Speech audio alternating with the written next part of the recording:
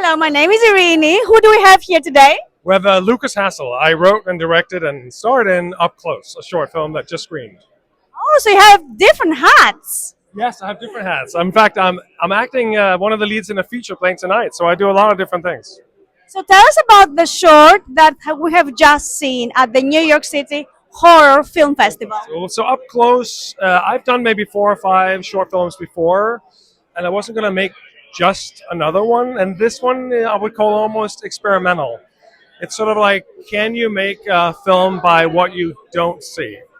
I was sort of inspired by, sitting at a dinner party and knowing that I'm missing a lot of signals people are sending me because I'm looking at my food, I'm looking at you, and I miss what people sometimes are thinking. So I wrote a script entirely based on subtext about a man making a very drastic change to his life in front of the camera, and everything is shot in a close-up of me. So it's all here, very experimental in that sense, and I had no idea if it was going to work even when I was shooting it, and it's done really well. It's been really successful. I'm thinking it works great. So you're the only person in the film. Well, there's always hints of there's a head at the edge of the frame, there's a hand that comes into my face, so there are hints of people around me so that it's clear I'm not by myself.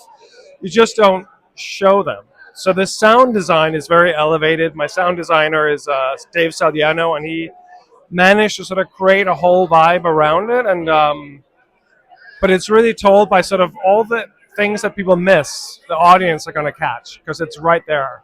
So the audience knows more than the people in the film does. So you can sort of enjoy what my face is doing, knowing what they know. Yeah. So is it a psychological horror film?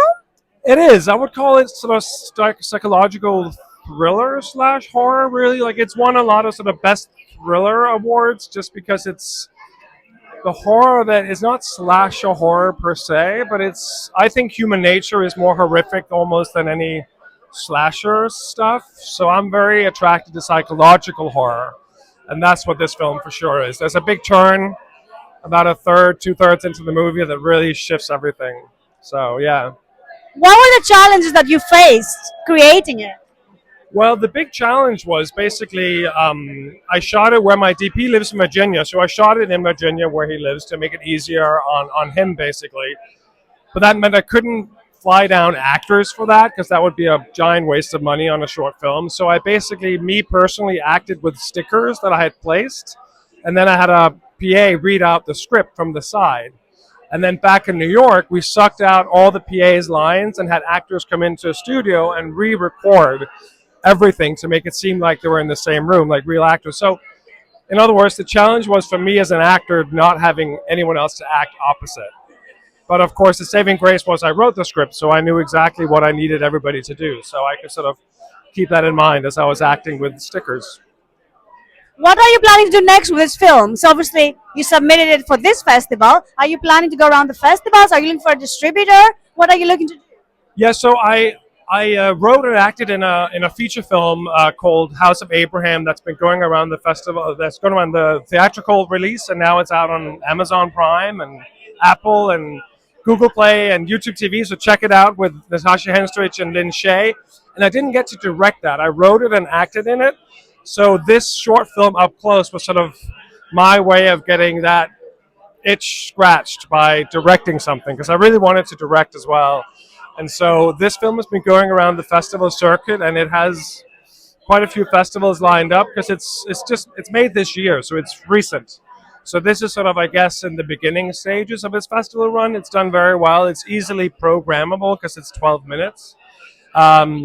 And oddly enough, a lot of people have been saying I should try to make it into a feature, which is crazy because I didn't even know if 12 minutes was going to be too much of watching this face. But it kind of works. I think that if you create a script that's subtexty and weird enough, it may work. But let's see. I'm on the fence about whether to spend time on that or not. So we'll see. So we are here at the New York City Horror Film Festival, and I know you also have a feature film here. Yes, it's called Pitchfork Retreat, directed by the brother-sister team Gregory and Nicole Van Voorhis. Stars myself, Joseph Reitman, Tony Todd in one of his last films, rest in peace, Dee Wallace, Daniel Harris, Austin Pendleton, a whole bunch of amazing actors, and it's having its sneak premiere tonight here at New York Horror. It's going to get a release in cinemas next year, but this is a little sneak peek. So we're going to be there tonight. It's going to be really fun with the entire cast and crew, and hopefully it'll be a celebration. My sister flew up to be here for that, so that's kind of fun, and so we'll see what they think. What is your role in it? So I am one of the leads. I play a writer. The part of the premise, without giving too much away, is that it's three writers that arrive at this retreat, and they're in a competition of writing a short story that's going to give them a special prize. And so I'm one of those writers. And then you sort of get into the stories and you see what the stories are that we've written, and you realize that maybe they're not the true stories, and you sort of go back and see the real story. It's very interesting how it's been created. So it's a very different script, Pitchfork Retreat, so look out for it.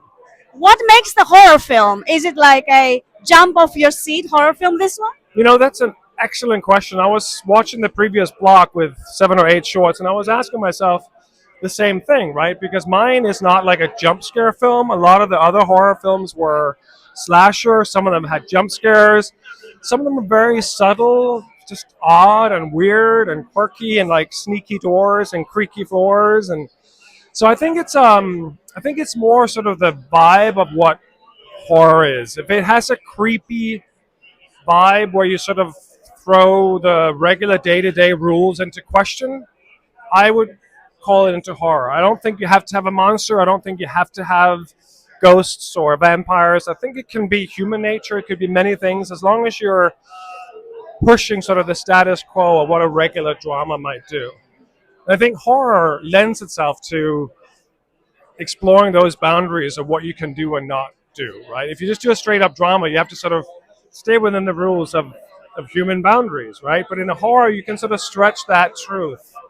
Even if you make it real and you establish the rules, you can stretch what's possible. So I just think horror is a great genre for exploring many sides of human nature. I mean, that's essentially what I think it does. Yeah. What do you prefer, directing or acting in a film? Another great question. This one is really good. I don't get questions like this usually. I think I like both. I'm primarily an actor. That's where I came from.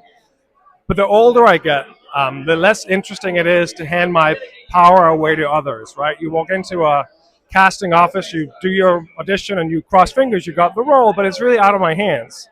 I mean, a film, they edit it differently to what I would have done maybe, or they shoot it in a different way that I would have done. So as an actor, I don't have a ton of power. And the older I get, that gets tired, that gets old. So writing was the first step in taking some of that power back. And then directing what I write, that's the real power, right? Because then you're in control of your material. And I think I have a vision. I think I have things to say. So I enjoy all of that now. So I would say my focus long term is writing and directing.